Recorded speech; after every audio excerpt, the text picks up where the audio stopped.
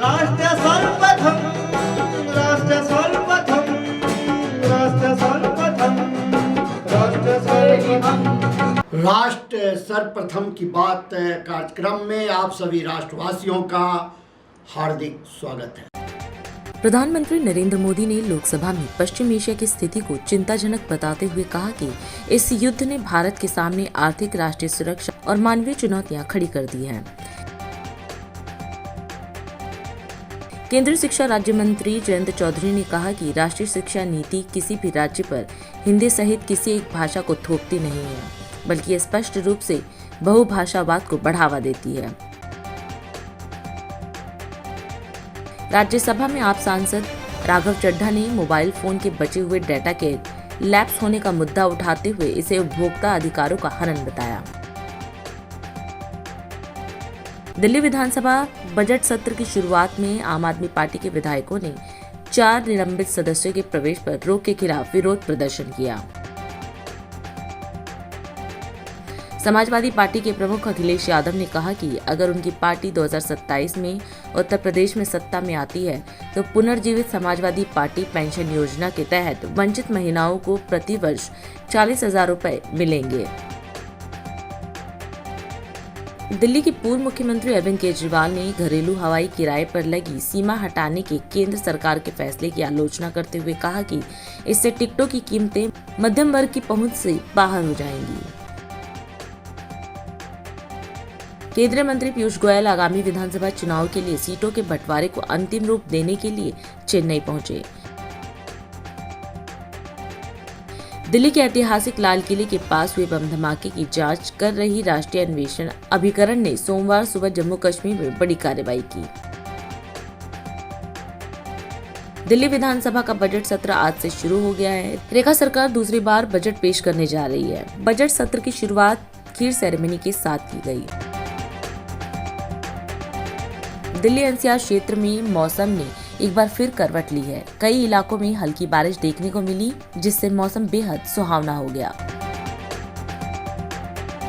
लोकसभा में सत्र के दौरान प्रधानमंत्री नरेंद्र मोदी ने पश्चिम एशिया में बढ़ते संघर्ष पर भारत का रुख स्पष्ट किया। उन्होंने कहा कि क्षेत्र की स्थिति बेहद चिंताजनक है और इसका वैश्विक अर्थव्यवस्था पर गंभीर असर पड़ रहा है। प्रधानमंत्री ने कहा कि इस युद्ध ने भारत के सामने आर्थिक, राष्ट्रीय सुरक्षा और मानवीय चुनौतियां खड़ी कर दी हैं। उन्होंने बताया कि प्रभावित क्षेत्र भारत के व्यापार, खासकर कच्चे तेल और गैस आपूर्ति के लिए बेहद अहम है। प्रधानमंत्री ने कहा कि संकट के बीच विदेशों में भारतीयों की सुरक्षा सर्वोच्च प्राथमिकता है और अब तक 3,75,000 से अधिक भारतीय सुरक्षित वापस लाए जा चुके हैं, जिनमें ईरान से करीब 11,000 लोग शामिल हैं। इस समय पश्चिमी एशिया के हालत चिंताजनक है। अब इस संकट को 3 सप्ताह से ज्यादा हो रहा है। इसका पूरे विश्व की अर्थव्यवस्था पर, लोगों के जीवन पर बहुत ही विपरीत असर हो रहा है। इसलिए पूरी दुनिया इस संकट के जल्द से जल्द समाधान के लिए सभी पक्षों से आग्रह भी कर रही है। अध्यक्ष महोदय, भारत के सामने भी इस युद्ध ने अप्रत्याशित चुनौतियां खड़ी कर दी हैं। ये चुनौतियां आर्थिक भी हैं, नेशनल सिक्योरिटी से जुड़ी भी हैं और मानवीय भी हैं। युद्धरत और युद्ध से प्रभावित देशों के साथ भारत के व्यापक व्यापारिक रिश्ते हैं। जिस क्षेत्र में युद्ध हो रहा है वो दुनिया के दूसरे देशों के साथ हमारे व्यापार का भी एक महत्वपूर्ण रास्ता है। विशेष रूप से कच्चे तेल और गैस की हमारी जरूरतों का एक बड़ा हिस्सा यही क्षेत्र पूरा करता है। प्रभावित देशों में हमारे जितने भी मिशन हैं वो निरंतर भारतीयों की मदद करने में जुटे हैं। वहां काम करने वाले भारतीय हो या फिर जो टूरिस्ट वहां गए हैं, सभी को हर संभव मदद दी जा रही है। अध्यक्ष जी, संकट की स्थिति में देश विदेश में भारतीयों की सुरक्षा हमारी बहुत बड़ी प्राथमिकता रही है। युद्ध शुरू होने के बाद से लेकर अब तक 3,75,000 से अधिक भारतीय सुरक्षित भारत लौट चुके हैं। ईरान से ही अभी तक लगभग 1,000 भारतीय सुरक्षित वापस लौटे हैं। इनमें 700 से अधिक मेडिकल की पढ़ाई करने वाले युवा हैं। खाड़ी देशों में भारतीय स्कूलों में हजारों विद्यार्थी पढ़ते हैं। सीबीएसई ने ऐसे सभी भारतीय स्कूलों में होने वाली कक्षा 10वीं और 12वीं की निर्धारित परीक्षाओं को रद्द कर दिया है। इन बच्चों की पढ़ाई निर्बाध चलती रहे, इसके लिए सीबीएसई उचित कदम उठा रही है। यानी सरकार संवेदनशील भी है, सतर्क भी है और हर सहायता के लिए तत्पर भी है।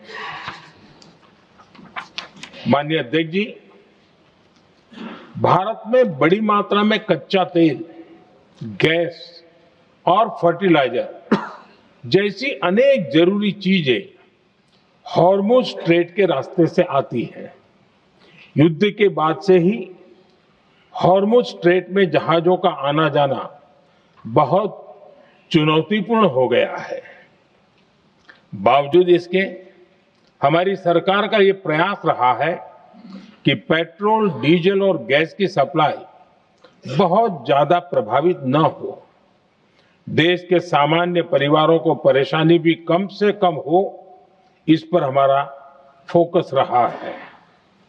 हम सभी जानते हैं, देश अपनी जरूरत की 60% एलपीजी आयात करता है। इसकी सप्लाई में अनिश्चितता के कारण सरकार ने एलपीजी के डोमेस्टिक उपयोग को प्राथमिकता दी है। साथ ही एलपीजी के देश में ही उत्पादन को भी बढ़ाया जा रहा है। पेट्रोल, डीजल की सप्लाई पूरे देश में सुचारू रूप से होती रहे, इस पर भी लगातार काम किया गया है। भारत सरकार ने नई दिल्ली के राष्ट्रीय मीडिया केंद्र में पश्चिम एशिया की स्थिति को लेकर अंतर मंत्रालयी संवाददाता सम्मेलन आयोजित किया। इस दौरान वरिष्ठ अधिकारियों ने ऊर्जा आपूर्ति, समुद्री संचालन और क्षेत्र में भारतीय नागरिकों की सुरक्षा पर ताजा जानकारी दी। अधिकारियों ने बताया कि देश में रिटेल आउटलेट्स पर आपूर्ति सामान्य बनी हुई है, वहीं घरेलू उपभोक्ताओं और सीएनजी परिवहन के लिए 100% गैस सप्लाई सुनिश्चित है, जबकि औद्योगिक और वाणिज्यिक उपभोक्ताओं को औसतन 80% आपूर्ति दी जा रही है। अधिकारियों ने कहा कि स्थिति पूरी तरह नियंत्रण में है। क्रूड और रिफाइनरी के संबंध में हमारी रिफाइनरी सफिशिएंट क्रूड इन्वेंटरीज के साथ उच्चतम कैपेसिटी पर ऑपरेट हो रही हैं। रिटेल आउटलेट्स पर भी सामान्य है। नेचुरल गैस के संबंध में घरेलू उपभोक्ताओं को और सीएनजी ट्रांसपोर्ट के लिए 100% सप्लाई मेंटेन है। इंडस्ट्रियल और कमर्शियल कंज्यूमर्स जो ग्रिड पर कनेक्टेड हैं, उनको 80% उनके एवरेज कंजम्पशन का दिया जा रहा है। भारत सरकार ने सीजीडी एंटिटीज़ को कमर्शियल कनेक्शंस को प्रायोरिटाइज करने की एडवाइस दी है। इसी संबंध में राज्य सरकारों को भी लिखा है और एडिशनल 10% एलोकेशन की बात भी कही है पीएनजी नेटवर्क के एक्सपेंशन के लिए। इन सभी प्रयासों के फलस्वरूप पिछले 3 हफ्तों में लगभग 3.5 लाख डोमेस्टिक और कमर्शियल पीएनजी कनेक्शंस दिए गए हैं या एक्टिवेट किए गए हैं। एलपीजी की सप्लाई अभी भी चिंता का विषय बनी हुई है, किंतु एलपीजी डिस्ट्रीब्यूटरशिप्स पर कोई ड्राई आउट नहीं है। एलपीजी की पैनिक बुकिंग में कमी आई है और डिलीवरी सामान्य है। कमर्शियल एलपीजी के संबंध में जैसा आपको पता है कि अभी मैंने बताया 10% एडिशनल कमर्शियल एलपीजी देने की बात है राज्य सरकारों को। अगर वो PNG नेटवर्क एक्सपेंशन में सहयोग देते हैं। 21 तारीख को भारत सरकार ने सबसे पहले 20% कमर्शियल LPG देने की बात की, उसके बाद 10% एडिशनल एलोकेशन किया depending on ease of doing business, और 21 तारीख को भारत सरकार ने एक और ऑर्डर जारी किया और अब कमर्शियल LPG का लगभग 50% volume will be at the disposal of state governments and the union territories. इस ऑर्डर में भारत सरकार ने राज्य सरकारों से निवेदन किया है कि इस एलोकेशन के अंदर restaurants, dhaba, hotel, industrial canteens, food processing, dairy units, subsidised canteens और outlets run by state government और local bodies for food, community kitchens and 5 kg FTL for migrant labor. तो जो श्रमिक भाई हैं उनके लिए भी 5 किलो के FTL सिलेंडर को प्रायोरिटाइज करने की बात की गई है और राज्य सरकारों से इस संबंध में रिक्वेस्ट की गई है। अभी तक लगभग 20 स्टेट्स और यूनियन टेरिटरीज ने कमर्शियल LPG का एलोकेशन किया है और लगभग 15,800 टन कमर्शियल LPG अपलिफ्ट हुई है। कैरोसिन एडिशनल कोटा के संबंध में भी लगभग 15 स्टेट्स और यूनियन टेरिटरीज ने एलोकेशन ऑर्डर जारी किए हैं। ब्लैक मार्केटिंग और होर्डिंग को रोकने के लिए लगातार राज्य सरकारों से रिक्वेस्ट की जा रही है और इस संबंध में कई लेटर भी इशू हुए हैं। लगभग 32 स्टेट्स और यूनियन टेरिटरीज ने कंट्रोल रूम सेटअप किए हैं और डिस्ट्रिक्ट लेवल मॉनिटरिंग कमेटी भी सेटअप की है। पिछले कुछ दिनों में लगभग 37,000 रेड हुई हैं, 550 से ज़्यादा FIR बुक हुई हैं और 150 से ज़्यादा लोग अरेस्ट भी हुए हैं। इसी क्रम में हमारी ऑयल मार्केटिंग कंपनीज ने भी वेरिफिकेशन सरप्राइज इंस्पेक्शंस किए हैं और लगभग 234 डिस्ट्रीब्यूटर्स को शो कॉज नोटिस दिए गए हैं, कुछ को सस्पेंड भी किया गया है और पेनल्टी भी लेवी की गई है। आप सभी के माध्यम से देश की जनता से रिक्वेस्ट है कि अफवाहों पर विश्वास न करें, पैनिक बुकिंग से बचें। डोर डिलीवरी सिलेंडर्स की जा रही है, इसलिए अपने सिलेंडर का इंतजार करें। दिल्ली विधानसभा का बजट सत्र आज से शुरू हो गया है। मुख्यमंत्री रेखा गुप्ता ने 2026-27 का बजट पेश करते हुए इसे विकसित दिल्ली, हरित दिल्ली की दिशा में बड़ा कदम बताया। बजट पेश करने से पहले मीडिया से बातचीत में उन्होंने कहा कि यह बजट दिल्ली के विकास को गति देगा, बेहतर इंफ्रास्ट्रक्चर और सुविधाएं उपलब्ध कराएगा, जिससे लोगों के जीवन स्तर में सुधार होगा। मुख्यमंत्री ने कहा कि इस बजट में छात्रों के लिए बेहतर सुविधाएं, स्वास्थ्य सेवाएं, स्वच्छता और साफ हवा पर विशेष ध्यान दिया गया है। उन्होंने भरोसा जताया कि यह बजट दिल्ली को और अधिक सकारात्मक और बेहतर बनाएगा। साथ ही मुख्यमंत्री ने दिल्ली की जनता का आभार जताते हुए कहा कि सरकार 24 घंटे 7 दिन जनता की सेवा के लिए प्रतिबद्ध है। विकसित दिल्ली, हरित दिल्ली बजट 2026-27 हमारी सरकार का ये दूसरा बजट दिल्ली के विकास की गति बढ़ाने वाला, दिल्ली में रह रहे लगभग 3 करोड़ लोगों को सुविधाएं देने वाला, इंफ्रास्ट्रक्चर देने वाला और उनके जीवन स्तर को ऊपर उठाने वाला बजट होगा। ये बजट दिल्ली के विकास को और अधिक गति देते हुए दिल्ली की एक पॉजिटिव इमेज, एक ऐसा एनवायरनमेंट जहां जनसाधारण खुशी के साथ अपना जीवन यापन कर सके, एक ऐसा बजट जिसमें स्टूडेंट्स के लिए बेहतर फैसिलिटीज, एक ऐसा बजट जहां दिल्ली शहर के लोगों के लिए बेहतर स्वास्थ्य इंफ्रास्ट्रक्चर, एक ऐसा बजट जहां बेहतर हवा, बेहतर स्वच्छता, एक हरी भरी दिल्ली। इस बजट में वो सारे सपने सजो करके मैं लेकर के आई हूं जो दिल्ली की जनता वर्षों से देख रही है। आज समय आ गया है उन सपनों को पूरा करने का। पिछले साल हमने दिल्ली की दिशा बदलने का काम किया और अब से ये दशा बेहतर हो इसके लिए ये बजट काम करेगा। दिल्ली की जनता का बहुत बहुत धन्यवाद, अभिनंदन, जिनका आशीर्वाद हम सब पे सदैव बना हुआ है और हमारा भी ये प्रण है कि दिल्ली की जनता की सेवा करते हुए सरकार 24/7 काम करे और दिल्ली को बेहतर और बेहतर और बेहतर हर दिन के साथ में करती जाए। सभी को मेरी ओर से बहुत बहुत शुभकामनाएं। मेरे फाइनेंस विभाग के सभी अधिकारियों को मैं बहुत बहुत बधाई देती हूँ जिन्होंने दिन रात मेहनत करके इस बजट को तैयार किया। मेरे माननीय मंत्रियों को मैं बहुत बहुत साधुवाद देती हूँ जिन्होंने अपने अपने विभागों में अपनी पूरी कामों को ग्रीन बजट के माध्यम से अपने पूरे विभाग की कार्य योजना को तैयार किया और दिल्ली को गति देने का काम हमारे इस पूरी दिल्ली सरकार के प्रशासन ने किया। सभी को मेरी ओर से बहुत बहुत बधाई, साधुवाद। Thank you.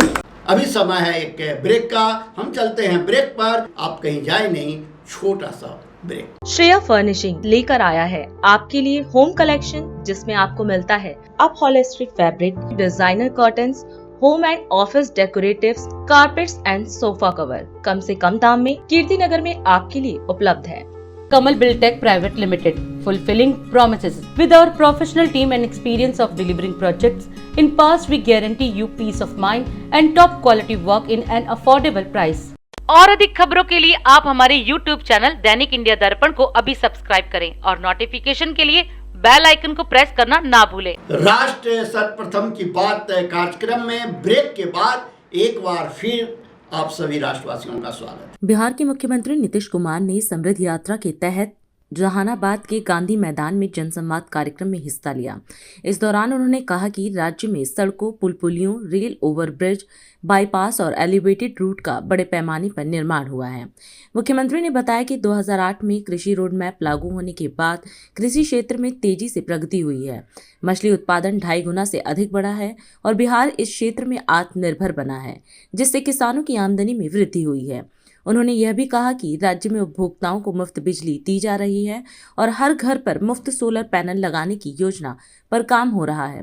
साथ ही मुख्यमंत्री ने बिहार के विकास के लिए आगे की रणनीति और रोड मैप भी साझा किया। पहुंचने के लक्ष्य को वर्ष 2016 में पूरा कर लिया गया।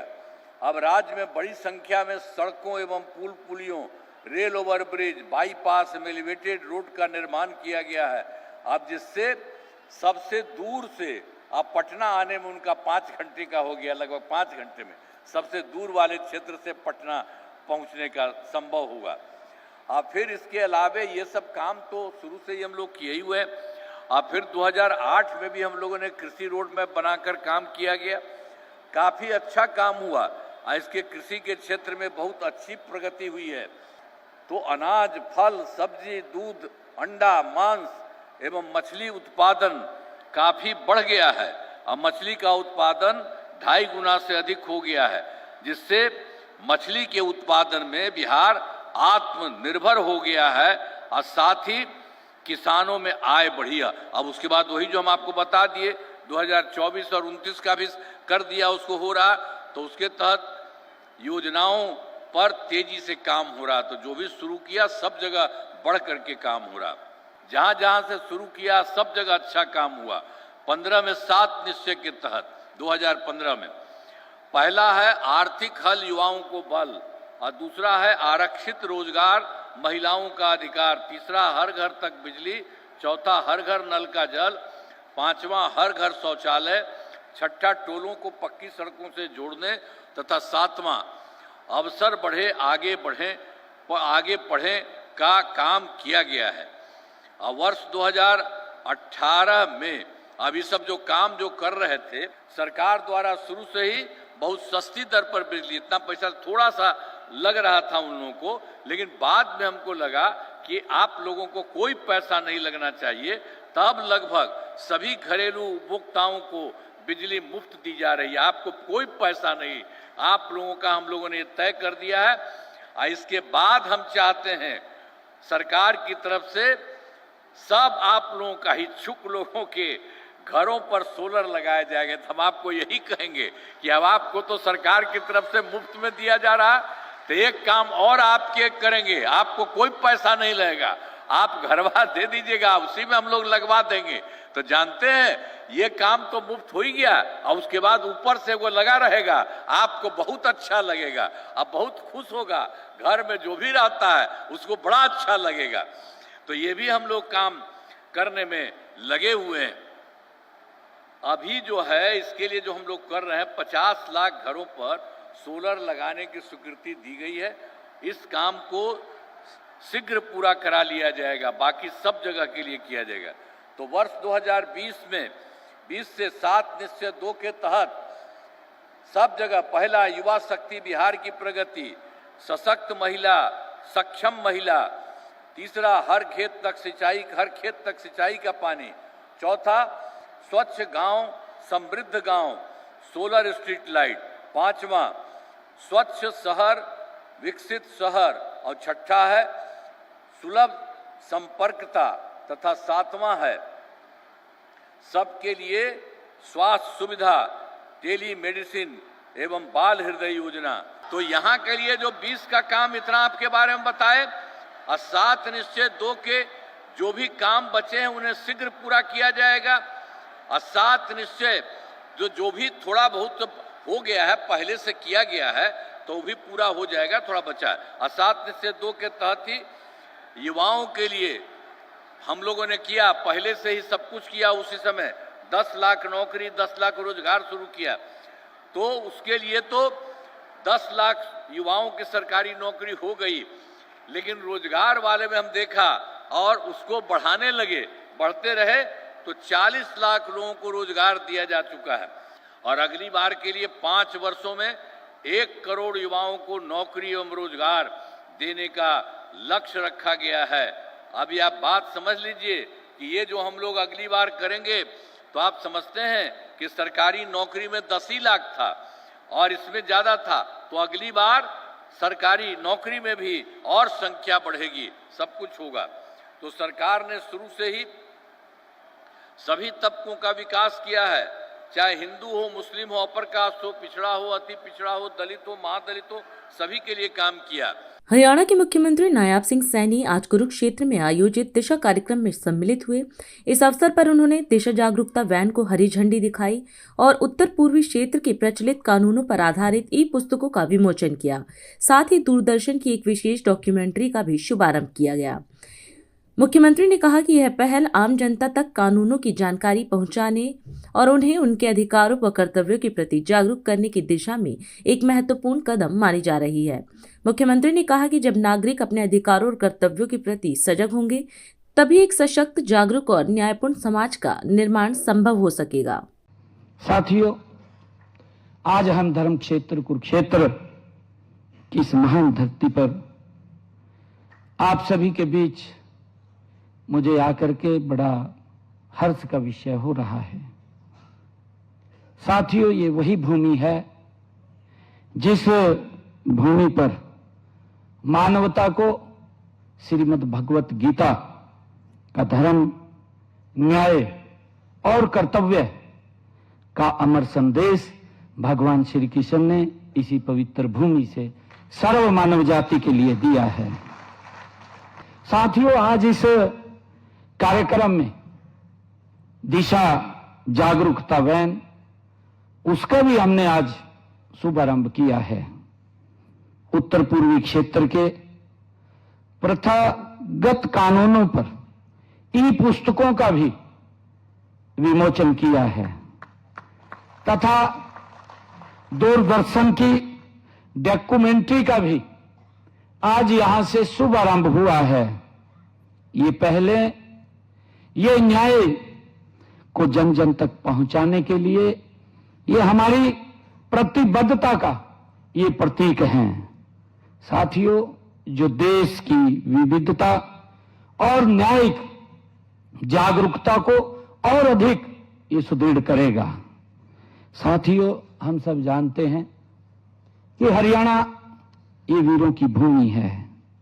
यह परिश्रम, साहस और प्रगति की ये भूमि है।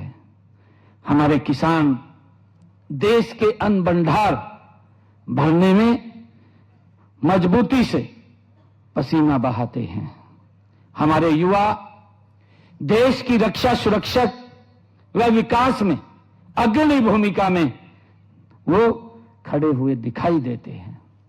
साथियों, लेकिन हम यह भी भली भांति समझते हैं कि विकास तभी सार्थक है जब उसका लाभ समाज के अंतिम व्यक्ति तक पहुंचे। साथियों, हर नागरिक को न्याय सुलभ, सस्ता और समय पर प्राप्त होना चाहिए। हमारे संविधान की प्रस्तावना में भी हमें सामाजिक, आर्थिक और राजनीतिक न्याय का वचन देती है। हम सब जानते हैं, हम सब ये भी जानते हैं कि आर्टिकल 14, आर्टिकल 21 और विशेष रूप से आर्टिकल 39 के माध्यम से यह सुनिश्चित किया गया है कि हर नागरिक को समान न्याय और निःशुल्क विविध सहायता प्राप्त होनी चाहिए। मुझे खुशी है कि देश में अंग्रेजों के जमाने से चले आ रहे जो कानून थे, देश उनको आज भी ढो रहा था, क्योंकि अंग्रेजों ने अपनी सुविधा के अनुसार उनको बनाया था और वो लोगों को उन कानूनों के तहत सजा देते थे, परंतु उसके ऊपर आज तक कोई ध्यान नहीं दिया गया।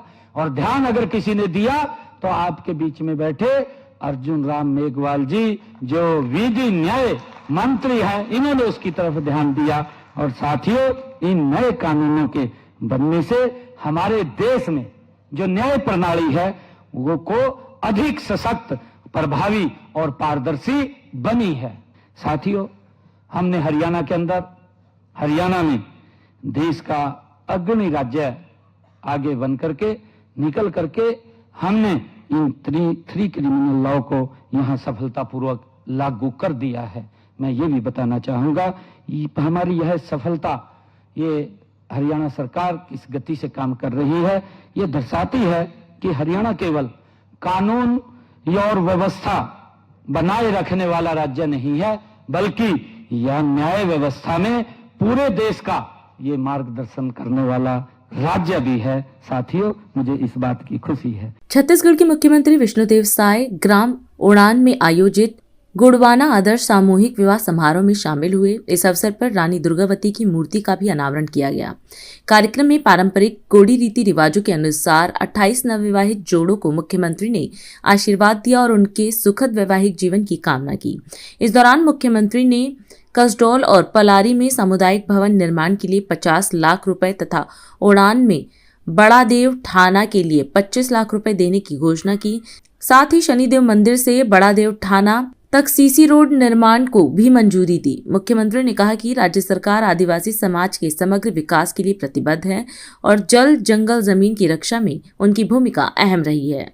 और आज यहाँ हमारे गोंडवाना समाज के बंधुमन रानी दुर्गावती और शहीद वीर नारायण सिंह के मूर्ति अपन पैसा से बना के आज ओकर अनावरण कराइन है, तो मैं समाज के बहुत बहुत धन्यवाद देता हूँ। हमार रानी दुर्गावती और शहीद वीर नारायण सिंह हमार जनजाति समाज के गौरव हैं और बड़े काम आप मन करे है। और आज 28 जोड़ा के सामूहिक शादी भी हुए है। मैं नव दंपति ला बहुत बहुत अपन तरफ से बधाई और शुभकामना देवत हूँ। उनके दाम्पत्य जीवन मंगलमय हो, सुखमय हो।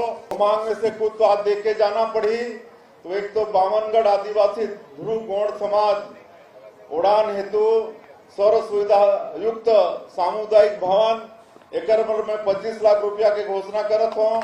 और अधिक खबरों के लिए आप हमारे YouTube चैनल दैनिक इंडिया दर्पण को अभी सब्सक्राइब करें और नोटिफिकेशन के लिए बेल आइकन को प्रेस करना ना भूलें। आज हम इस कार्यक्रम में आपसे विदा लेते हैं। आप अन्य खबरों के लिए बने रहे। राष्ट्र सर्वप्रथम, वंदे मातरम, जाग उठा है भारत। राष्ट्र सर्वप्रथम राष्ट्र सर्वप्रथम